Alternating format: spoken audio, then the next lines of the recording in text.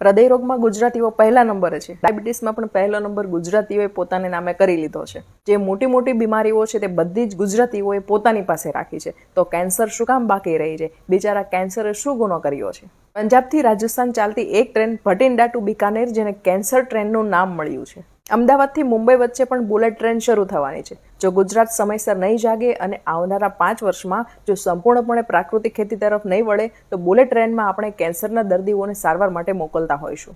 આ ટ્રેનનું હુલામણું નામ પણ કેન્સર ટ્રેન કહેવાશે. થોડા વર્ષો પહેલા અમદાવાદમાં કેન્સરની એક જ હોસ્પિટલ હતી. આજે 25થી વધુ હોસ્પિટલ છે, છતાં પણ ઓછી પડે છે. આમ તો ગુજરાતે ચેતવાનો, ચોંકવાનો અને સુધરવાનો રિવાજ સાવ જ કાઢી નાખ્યો છે. ઘરે ઘરે કેન્સરના ખાટલા હોય એ દિવસો દૂર નથી. કેન્સર કોમન થઈ રહ્યું છે. ગુજરાત કેન્સર રિસર્ચ સોસાયટીમાં દરરોજ 20 થી 30 કેન્સરની સર્જરી થાય છે. આખા ભારતમાં કેન્સરમાં ગુજરાત પહેલા નંબરે છે. અને હોય જ ને, કારણ કે ગુજરાતીઓને પહેલા નંબર સિવાય બીજું કંઈ ફાવતું જ નથી. કેન્સર માટે કેમિકલ વાળો ખોરાક ખૂબ જવાબદાર છે. એમ કહો ને કે આપણે અત્યારે રોજ ઝેર જ ખાઈએ છીએ. આપણી ખેતીની જમીનો અને ખેતીની પદ્ધતિઓ ઝેરીલી થઈ ગઈ છે. જંતુનાશક દવાઓ, રાસાયણિક ખાતરો અને પ્રચુર કેમિકલ્સને કારણે ખોરાકમાં ઝેર વ્યાપી રહ્યું છે. કેમિકલની મદદથી ખેડૂતો 10 થી 15 ગણો પાક લઈ રહ્યા છે. અમુક દવા તો એવી આવે છે કે શાકભાજીના કોઈ પણ છોડ પર છાંટવામાં આવે તો દર 3 દિવસે પાક મળે અને શાકભાજીનું કદ 2 થી 3 ગણું વધી જાય છે. કેમિકલના પ્રતાપે શાકભાજી અને ફ્રૂટ્સને તાજા દેખાડવા માટે કલર ચડાવવામાં આવે છે. શું આપણે હવે શાણા ગુજરાતીઓ નથી રહ્યા? કેન્સરની સામે ઝૂકવાને બદલે તેને ઝુકાવવું પડશે. એના માટે શું કરી શકાય? પહેલું કે ગુજરાતમાં માંડ 5% જમીનમાં પ્રાકૃતિક ખેતી થતી હશે. ગુજરાતે સંકલ્પ કરીને 5 વર્ષમાં આખું ગુજરાત પ્રાકૃતિક ખેતી કરતું થઈ જાય તેવું કરવું જ પડશે.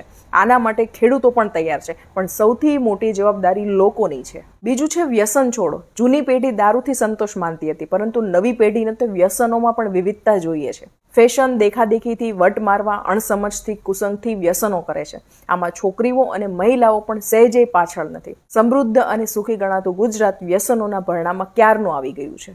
ત્રીજું છે માનસિક તણાવ ખૂબ જ વધી રહ્યો છે. આપણે બધા ગુજરાતીઓ ઓછા વત્તા અંશે ગાંડા થઈ રહ્યા છીએ. કોઈ 5% ગાંડું હશે તો કોઈ 10%. ટકાવારીમાં જ ફરક છે. બાકી આપણે માનસિક રીતે અસ્થિર થઈ રહ્યા છીએ, તેમાં કોઈ શંકા નથી. આખો સમાજ મેન્ટલ હોસ્પિટલ બની રહ્યો છે. સંપૂર્ણ સ્વસ્થ વ્યક્તિ દિવસે દીવો લઈને શોધવા જઈએ તો પણ મળે કે નહીં તેવી સ્થિતિ છે.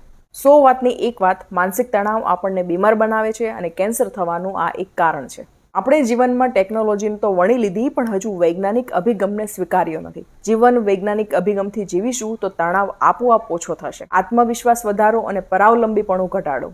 તો ચાલો કેન્સરને હંફાવીએ, કેન્સરને હરાવીએ અને કેન્સર આખા ગુજરાતને સર કરી લે તે પહેલા તેને ભગાડીએ. ઓછામાં ઓછા 1000 લોકો આ વિડીયો શેર કરશે તો પણ આખા ગુજરાતમાં આ વાત લોકો સુધી પહોંચતા વાર નહીં લાગે. માટે શેર કરજો.